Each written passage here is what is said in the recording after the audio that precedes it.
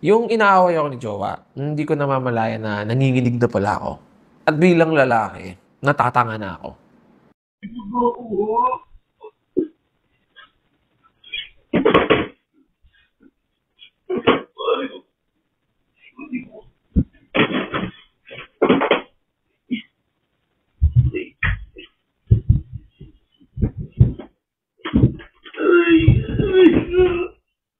Di ba mukha kang tanga?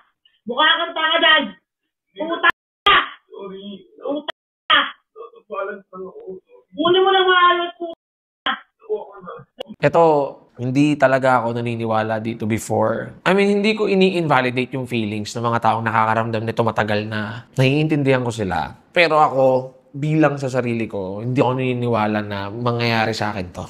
At alam ko na may mga katulad ako dyan na hindi to pinapansin, pero meron pala talaga tayo. At pwede tayong magkaroon anytime. Masakit kasi hindi ko namamalayan na nag-grow yung anxiety ko. Yun siguro yung mahirap kapag alam ng taong mahal mo na tumatanggap ka lang. Susuntok lang sila ng susuntok kasi alam nilang hindi ka papalag. Sana lang ma-realize niya na men's mental health also matters.